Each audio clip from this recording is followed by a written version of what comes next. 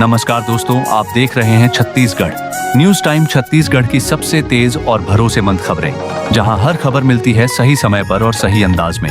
ऐसे खबरों के लिए वीडियो को लाइक करें, शेयर करें और सब्सक्राइब करना न भूलें। तो चलिए शुरू करते हैं आज की 25 बड़ी खबरें। 1. किसान ने कुटकी खेती में एसआरआई तकनीक से 5 गुना पैदावार बढ़ाई। छत्तीसगढ़ के एक किसान ने कुटकी की खेती में एसआरआई यानी श्री विधि का उपयोग करके पूरे गांव का ध्यान अपनी ओर खींच लिया है। इस तकनीक में कम बीज, कम पानी और पौधों के बीच उचित दूरी रखी जाती है, जिससे जड़ों तक ज्यादा ऑक्सीजन पहुंचती है। किसान के अनुसार पहले जहां औसत पैदावार होती थी, इस बार उत्पादन लगभग 5 गुना तक बढ़ गया। गांव के दूसरे किसानों ने खेत का निरीक्षण किया और अब वे भी इस तकनीक को अपनाने की तैयारी कर रहे हैं। कृषि विशेषज्ञों का कहना है कि एसआरआई मॉडल छोटे किसानों की आय में वास्तविक बदलाव ला सकता है, बशर्ते सरकार ट्रेनिंग और डेमो प्लॉट बढ़ाए। 2. रायपुर की नई चौपाटी बिना सुविधा के, दुकानदार परेशान। रायपुर शहर में चौपाटी को नई लोकेशन पर शिफ्ट तो कर दिया गया, लेकिन बुनियादी सुविधाएं वहां उपलब्ध नहीं है। बिजली की स्थायी लाइन नहीं, पानी की कमी, सीवरेज अधूरा और रात में पूरा क्षेत्र अंधेरे में डूब जाता है। दुकानदार टॉर्च की रोशनी में काम करने पर मजबूर हैं। ग्राहक कम आने से बिक्री पर गहरा असर पड़ा है। दुकानदारों ने कहा कि अगर पहले सुविधाएं तैयार की जाती तो उनकी रोजी रोटी पर मार नहीं पड़ती। नई लोकेशन अभी अधूरी तैयारी का बड़ा उदाहरण बन चुकी है। 3. सरेंडर नक्सलियों ने बताया, संगठन में हथियारों की भारी कमी। 2 नक्सलियों सोनू और सतीश ने सरेंडर करने के बाद बड़ा खुलासा किया है कि नक्सली संगठन हथियारों की गंभीर कमी से जूझ रहा है। कई यूनिट्स के पास पुराने और 4 रायपुर में 5 गरीब बच्चों की फ्री प्लास्टिक सर्जरी सफल। रायपुर में जन्मजात विकृतियों से पीड़ित 5 बच्चों की जटिल प्लास्टिक सर्जरी बिल्कुल मुफ्त की गई है। परिवार बेहद गरीब थे और महंगी सर्जरी का खर्च वहन नहीं कर सकते थे। डॉक्टर्स, सामाजिक संस्थाओं और निजी अस्पतालों ने मिलकर यह पहल की। ऑपरेशन के बाद बच्चों के चेहरों और अंगों में जबरदस्त सुधार देखा जा रहा है। डॉक्टरों का कहना है कि कुछ महीनों बाद बच्चे बिल्कुल सामान्य जीवन जी सकेंगे। यह पहल कई ग्रामीण परिवारों के लिए उम्मीद की किरण बनी है। 5. रायपुर डीजी कॉन्फ्रेंस, शहर हाई सिक्योरिटी जोन में बदला। रायपुर में होने वाली डीजी कॉन्फ्रेंस के लिए राजधानी को सुरक्षा के कड़े घेरे में बदल दिया गया है। प्रधानमंत्री के लिए 2 लेयर की सिक्योरिटी रिंग बनाई गई है। लगभग 2000 जवान और 6 आईजी रैंक अधिकारी तैनात हैं। शहर में drone monitoring, anti drone system, mock drill और हाई अलर्ट जारी है। सम्मेलन को राष्ट्रीय सुरक्षा रणनीति के लिए बेहद महत्वपूर्ण माना जा रहा है। यह मौका छत्तीसगढ़ की सुरक्षा क्षमता दिखाने के लिए भी अहम माना जा रहा है। 6. रायपुर सरकारी अस्पतालों में 2 साल से खून की जांच ठप। राजधानी रायपुर के कई सरकारी अस्पतालों में 2 साल से ब्लड टेस्ट नहीं हो पा रहे, जबकि मशीनें मौजूद हैं। इसकी वजह है रीएजेंट सप्लाई में लगातार देरी। गरीब मरीजों को निजी लैब में महंगे टेस्ट कराने पड़ रहे हैं, जिससे इलाज का खर्च कई गुना बढ़ जाता है। स्वास्थ्य विभाग टेंडर प्रक्रिया में देरी को वजह बता रहा है, लेकिन डॉक्टरों का कहना है कि 2 साल की देरी किसी भी स्थिति में स्वीकार्य नहीं है। यह सिस्टम की गंभीर विफलता को दिखाता है। 7. ईओडब्ल्यू की 8 जिलों में बड़ी छापेमारी, कई सबूत बरामद। शराब और डीएमएफ घोटाले की जांच में ईओडब्ल्यू ने 8 जिलों में 19 लोकेशंस पर एक साथ छापे मारे हैं। रेड के दौरान कई महत्वपूर्ण दस्तावेज, डिजिटल डिवाइस और लेन देन संबंधी कागजात जब्त किए गए। राजनीतिक माहौल गर्म है। विपक्ष इसे बदले की कार्रवाई बता रहा है, जबकि सरकार कहती है कि जांच पूरी तरह सबूतों पर आधारित है। आने वाले समय में इस केस में बड़ी गिरफ्तारियां संभव हैं। 8. आयुष्मान भारत में इलाज का पूरा हिसाब अब मोबाइल पर। आयुष्मान योजना के तहत अब मरीजों को अपने इलाज का पूरा खर्च मोबाइल पर दिखाई देगा। इसमें खर्च, क्लेम, पैकेज कटौती और कार्ड बैलेंस की जानकारी रियल टाइम में अपडेट होगी। पहले अक्सर शिकायतें आती थीं कि अस्पताल पूरा पैकेज काट लेते हैं लेकिन सुविधा आधी देते हैं। अब यह सिस्टम पारदर्शिता बढ़ाएगा और मरीज को अपने इलाज पर पूरी पकड़ देगा। सरकार का दावा है कि बिलिंग की गड़बड़ियां काफी हद तक खत्म होंगी। 9. मितानिनों को सम्मान, लेकिन कई समस्याएं अभी भी बरकरार। मुंगेली में आयोजित कार्यक्रम में मितानिनों को ग्रामीण स्वास्थ्य व्यवस्था की रीढ़ बताया गया। कई मितानिनों को उत्कृष्ट कार्य के लिए सम्मान मिला, लेकिन उन्होंने मानदेय कम होने, भुगतान में देरी, सुरक्षा किट की कमी और नक्सल क्षेत्र में जोखिम जैसे मुद्दे उठाए। उनका कहना है कि वे लगातार बीमारी रोकथाम, टीकाकरण और गर्भवती महिलाओं की देखभाल में महत्वपूर्ण भूमिका निभाती है, लेकिन सुविधाएं उन्हें बहुत कम मिलती है। 10. फंधवानी में बोर्ड परीक्षा केंद्र की मांग। तेज मुंगेली जिले के फंधवानी क्षेत्र में छात्रों और अभिभावकों ने स्थानीय बोर्ड परीक्षा केंद्र की मांग तेज कर दी है। अभी छात्रों को 10 से 20 किलोमीटर दूर स्थित केंद्रों तक जाना पड़ता है। खराब सड़क, सुबह की बस का अभाव और लड़कियों की सुरक्षा बड़ी समस्या है। अभिभावकों ने शिक्षा विभाग को ज्ञापन सौंपा है कि फंदवानी जैसे बड़े क्षेत्र में अपना सेंटर होना चाहिए। छात्रों का कहना है कि लंबा सफर उनकी तैयारी और स्वास्थ्य पर भी असर डाल रहा है। 11. कांकेर के प्लेवा धान केंद्र में 10 दिन से खरीदी बंद। कांकेर जिले के प्लेवा धान उपार्जन केंद्र में पिछले 10 दिनों से खरीदी बंद है, जिससे किसानों में भारी नाराजगी है। किसान रोज ट्रैक्टर और बैलगाड़ियों में अपना धान लेकर पहुंच रहे हैं, लेकिन केंद्र के गेट बंद है। धूप और नमी की वजह से धान खराब होने का डर बढ़ते जा रहा है।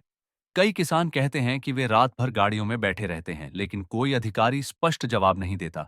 प्रशासन ने स्टाफ की कमी और तकनीकी गड़बड़ी की बात कही है, लेकिन किसानों का आरोप है कि यह लापरवाही का परिणाम है। किसान चेतावनी दे रहे हैं कि यदि खरीदी तुरंत शुरू नहीं हुई तो वे आंदोलन करेंगे। 12. बेमेतरा के स्वामी विवेकानंद स्टेडियम की बदहाल हालत। बेमेतरा जिले का एकमात्र स्वामी विवेकानंद स्टेडियम अव्यवस्था का शिकार है। मैदान में जगह जगह कचरा फैला है, टॉयलेट क्षतिग्रस्त हैं और ड्रेनेज सिस्टम काम नहीं कर रहा। सबसे दुखद दृश्य तब सामने आया जब खेलने आए छोटे बच्चों को मैदान में खुद झाड़ू लगाते देखा गया। स्थानीय खिलाड़ियों और कोचों का कहना है कि स्टेडियम किराए से कमाई होती है, फिर उसके रखरखाव पर पैसा क्यों नहीं लगाया जाता। खेल प्रेमियों का कहना है कि ऐसी स्थिति में युवा खिलाड़ियों की प्रतिभा दब जाती है और जिले के खेलों को नुकसान होता है। 13. बेमेतरा में मंदिर चोरी और बाइक चोरी का आरोपी गिरफ्तार। बेमेतरा पुलिस ने लगातार बढ़ रही चोरी की घटनाओं का पर्दाफाश करते हुए मंदिर चोरी और मोटरसाइकिल चोरी के मुख्य आरोपी को गिरफ्तार किया है। आरोपी रात में मंदिर के बंद होने के बाद भीतर घुसकर नकदी और सोने चांदी के आभूषण उठा लेता था। पुलिस ने बताया कि आरोपी चोरी का सामान एक ज्वेलर्स को बेच रहा था, जिसे भी हिरासत में लिया गया है। जांच में पता चला कि आरोपी पहले इलाके की रेकी करता और फिर मौका पाकर चोरी करता था। गिरफ्तारी के बाद लोगों में राहत है और पुलिस धार्मिक स्थलों की सुरक्षा और बढ़ाने की तैयारी कर रही है। 14. बीएसई ने 2026 बोर्ड परीक्षाओं की डेट शीट जारी की। छत्तीसगढ़ बोर्ड ने 2026 की 10वीं और 12वीं बोर्ड परीक्षाओं की पूरी डेट शीट जारी कर दी है। 12वीं की परीक्षाएं 20 फरवरी से 18 मार्च तक चलेंगी, जबकि 10वीं की परीक्षाएं 21 फरवरी से शुरू होंगी। परीक्षा समय सुबह 9 बजे से दोपहर 12 बजकर 15 मिनट तक रहेगा। डेट शीट जारी होते ही छात्र अपनी तैयारी को तेज कर रहे हैं। शिक्षकों का कहना है कि अब छात्रों को रिवीजन और पिछले साल के पेपरों पर फोकस करना चाहिए। बोर्ड ने चेतावनी दी है कि फर्जी डेट शीट सोशल मीडिया पर घूम रही है, इसलिए केवल आधिकारिक वेबसाइट की जानकारी पर ही विश्वास करें। 15. पीजी 2025 काउंसलिंग की तारीख बढ़ाई गई। नीट पीजी 2025 के राज्य स्तरीय काउंसलिंग में छात्रों के लिए राहत भरी खबर आई है। डीएमई छत्तीसगढ़ ने चॉइस फिलिंग और लॉकिंग की अंतिम तारीख बढ़ाकर 24 नवंबर रात 11 बजकर 59 मिनट कर दी है। छात्रों ने शिकायत की थी कि वेबसाइट स्लो है और लॉगिन में दिक्कत आ रही है। अधिकारियों ने कहा कि किसी भी छात्र को टेक्निकल दिक्कत की वजह से सीट से वंचित नहीं किया जाएगा। बताया जा रहा है कि इस बार स्टेट कोटे की कई स्पेशलिटी सीटों पर भारी प्रतिस्पर्धा है, इसलिए छात्रों को बिना जल्दबाजी के सोच समझकर चॉइस भरनी चाहिए। 16. सुकमा में डिप्टी सीएम ने सरेंडर नक्सलियों से की मुलाकात। नक्सल प्रभावित सुकमा जिले में डिप्टी सीएम विजय शर्मा ने सरेंडर नक्सलियों से मुलाकात की और जमीन पर बैठकर उनके साथ चौपाल की। उन्होंने पूछा कि उन्हें रहने, खाने और ट्रेनिंग में क्या समस्याएं आ रही हैं। अधिकारियों को निर्देश दिया गया कि उन्हें बेहतर सुविधा, स्वास्थ्य जांच और रोजगार उन्मुख ट्रेनिंग दी जाए। साथ ही यह भी कहा गया कि इन्हें विधानसभा की कार्रवाई दिखवाई जाएगी, ताकि वे लोकतांत्रिक व्यवस्था को समझ सकें। पिछले 2 साल में 2100 से अधिक नक्सलियों ने सरेंडर किया है, जिसे सरकार बड़ी सफलता मान रही है। 17. छत्तीसगढ़ में मौसम विभाग का बारिश का अलर्ट। मौसम विभाग ने 24 नवंबर को छत्तीसगढ़ के कई जिलों में हल्की से मध्यम बारिश का अलर्ट जारी किया है। कई जगह गरज चमक के साथ अचानक बौछारें पड़ सकती हैं। किसानों को धान को सुरक्षित रखने और खुले में रखा अनाज ढंकने। छत्तीसगढ़ में धान खरीदी 2025 में रिकॉर्ड खरीद। इस साल धान खरीदी को लेकर सरकार ने दावा किया है कि अब तक लगभग 23 लाख क्विंटल धान खरीदा जा चुका है और यह संख्या लगातार बढ़ रही है। कई उपार्जन केंद्रों पर डिजिटल टोकन और ऑनलाइन भुगतान की सुविधा लागू की गई है।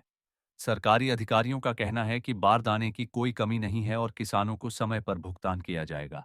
हालांकि कुछ केंद्रों से खरीदी रुकने और अव्यवस्था की शिकायतें भी मिल रही हैं। विशेषज्ञों का मानना है कि समस्याएं हल हो गईं, तो यह सीजन किसानों के लिए मुनाफे वाला साबित होगा। 19 दुर्ग में धर्मांतरण को लेकर विरोध प्रदर्शन। दुर्ग जिले में कथित धर्मांतरण को लेकर माहौल गर्म हो गया है।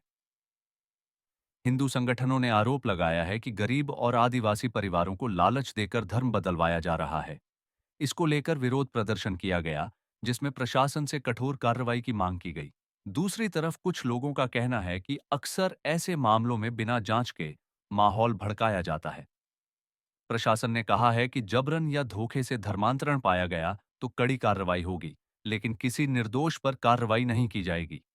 20 बीजापुर में विस्फोटक के साथ 5 नक्सली गिरफ्तार। बीजापुर जिले में सुरक्षा बलों ने 5 नक्सलियों को विस्फोटक सामग्री के साथ गिरफ्तार किया है। बताया जा रहा है कि ये लोग जंगल के रास्तों में आईईडी लगाने की योजना बना रहे थे, जिससे पेट्रोलिंग टीमों को निशाना बनाया जा सके। समय रहते गिरफ्तारी होने से एक बड़ा हमला टल गया। पुलिस ने आसपास के क्षेत्रों में सर्च ऑपरेशन तेज कर दिया है और ग्रामीणों से अपील की है कि किसी भी संदिग्ध वस्तु या वायरिंग दिखे तो तुरंत सूचना दें। 21 पूर्व मुख्यमंत्री भूपेश बघेल का एसीबीईओडब्ल्यू रेड पर पलटवार। छत्तीसगढ़ में शराब और डीएमएफ घोटाले की जांच को लेकर एसीबीईओडब्ल्यू की लगातार रेडों के बीच राज्य की राजनीति गर्माती जा रही है। पूर्व मुख्यमंत्री भूपेश बघेल ने प्रेस कॉन्फ्रेंस कर सरकार पर तीखा हमला बोला है। उनका कहना है कि यह पूरी कार्रवाई राजनीतिक बदले की भावना से प्रेरित है। बघेल ने सवाल उठाया कि जब सरकार बड़े घोटाले का दावा कर रही है, तो अब तक बड़े नेताओं या अधिकारियों की गिरफ्तारी क्यों नहीं हुई? सिर्फ छापे और मीडिया सुर्खियों से क्या सच सामने आता है? उन्होंने मांग की कि जांच निष्पक्ष हो, लेकिन विपक्ष को निशाना बनाकर कार्रवाई न की जाए। दूसरी ओर सरकार और जांच एजेंसियां दोहरा रही हैं कि मामला पूरी तरह प्रमाणों पर आधारित है और किसी भी स्तर पर राजनीतिक दबाव नहीं है। आने वाले कुछ दिनों में यह मुद्दा और बड़ा राजनीतिक विवाद बन सकता है। 22 नक्सली कमांडर। मध्वी हिडमा के एनकाउंटर की गूंज। दिल्ली तक टॉप नक्सली कमांडर मध्वी हिडमा के एनकाउंटर पर अब दिल्ली में भी राजनीतिक और सामाजिक हलचल बढ़ गई है। कुछ संगठनों ने दिल्ली में पोस्टर लेकर प्रदर्शन किया और इस एनकाउंटर की जांच की मांग की। प्रदर्शनकारियों का आरोप है कि शायद ऑपरेशन में मानवाधिकारों का पालन नहीं हुआ। वहीं सुरक्षा एजेंसियां हिडमा के मारे जाने को छत्तीसगढ़ में नक्सल हिंसा के खिलाफ निर्णायक सफलता बता रही हैं। हिडमा कई बड़े हमलों, सुरक्षा बलों पर घात लगाकर किए गए हमलों और ग्रामीणों को धमकाने में शामिल रहा था। पुलिस अधिकारियों का कहना है कि उसकी मौत से नक्सल मोर्चा अंदर से कमजोर होगा, लेकिन विरोध कर रहे लोगों की मांग है कि ऑपरेशन की पारदर्शिता सुनिश्चित हो। अब देखना होगा कि आने वाले हफ्तों में कोर्ट या मानवाधिकार आयोग इस मामले में क्या दिशा देता है। 23 व्यापारियों के लिए राहत। छत्तीसगढ़ ने जन विश्वास मॉडल जैसा नया कानून पास किया। छत्तीसगढ़ सरकार ने एक बड़ा आर्थिक फैसला लेते हुए ऐसा कानून पारित किया है जिसमें छोटे छोटे नियम उल्लंघनों पर जेल की सजा खत्म कर दी गई है और उसकी जगह जुर्माने का प्रावधान किया गया है। यह मॉडल केंद्र के जन विश्वास कानून से प्रेरित बताया जा रहा है। इसका उद्देश्य छोटे व्यापारी, दुकानदार, स्टार्टअप और एमएसएमई सेक्टर को राहत देना है, ताकि छोटी तकनीकी गलतियों पर क्रिमिनल केस दर्ज न हो। इससे कारोबारी माहौल बेहतर होगा और निवेश बढ़ेगा। हालांकि कुछ विशेषज्ञों का कहना है कि केवल कानून में बदलाव काफी नहीं, जमीन पर अफसरशाही का रवैया भी बदलना जरूरी है। अगर यह मॉडल सही से लागू हुआ तो छत्तीसगढ़ में ease of doing business ranking में सुधार देखने को मिल सकता है। 24 टैंकर और ट्रेलर की टक्कर। ड्राइवर की जान मुश्किल से बची। कोरबा जिले में एक दर्दनाक सड़क हादसा सामने आया है। एक तेज रफ्तार टैंकर और एक भारी ट्रेलर की आमने सामने से जोरदार टक्कर हो गई, जिससे टैंकर का केबिन बुरी तरह कुचल गया। ड्राइवर अंदर फंस गया और आसपास के लोगों ने तुरंत पुलिस को सूचना दी। रेस्क्यू टीम गैस कटर और अन्य उपकरण लेकर पहुंची और लगभग आधे घंटे की कड़ी मशक्कत के बाद चालक को बाहर निकाला गया। उसे गंभीर हालत में अस्पताल पहुंचाया गया। प्रत्यक्षदर्शियों के अनुसार ओवर स्पीडिंग और गलत ओवरटेक इस हादसे की मुख्य वजह हो सकती है। हादसे के बाद सड़क पर लंबा जाम लग गया। लोगों की मांग है कि इस मार्ग पर स्पीड कंट्रोल, सीसीटीवी और चेतावनी बोर्ड बढ़ाए जाए। 25 आज की सभी प्रमुख सुर्खियों का बड़ा रिकैप। छत्तीसगढ़ में आज कई अहम घटनाएं हुई। धान खरीदी को लेकर किसानों की नाराजगी, नक्सल मोर्चे पर बड़ी गिरफ्तारियां, शिक्षा विभाग की बोर्ड डेडशीट, स्वास्थ्य सेवाओं में आयुष्मान योजना की नई डिजिटल व्यवस्था और दिल्ली तक पहुंची हिडमा एनकाउंटर की गूंज। राजधानी रायपुर में डीजी कॉन्फ्रेंस की तैयारियां भी चर्चा में रहीं। वहीं मौसम विभाग के अलर्ट से कई जिलों में सतर्कता बढ़ाई गई। कुल मिलाकर खेती, कानून व्यवस्था, राजनीति, शिक्षा और विकास, हर मोर्चे पर आज छत्तीसगढ़ में हलचल दिखाई दी। ये दिन छत्तीसगढ़ के लिए कई बड़ी खबरों और बदलावों से भरा रहा। ये थी आज की सबसे बड़ी खबरें। हम उम्मीद करते हैं कि आपको ये बुलेटिन पसंद आया होगा। हम फिर मिलेंगे अगले अपडेट के साथ। वीडियो को लाइक, शेयर और सब्सक्राइब जरूर करें। जय जोहार।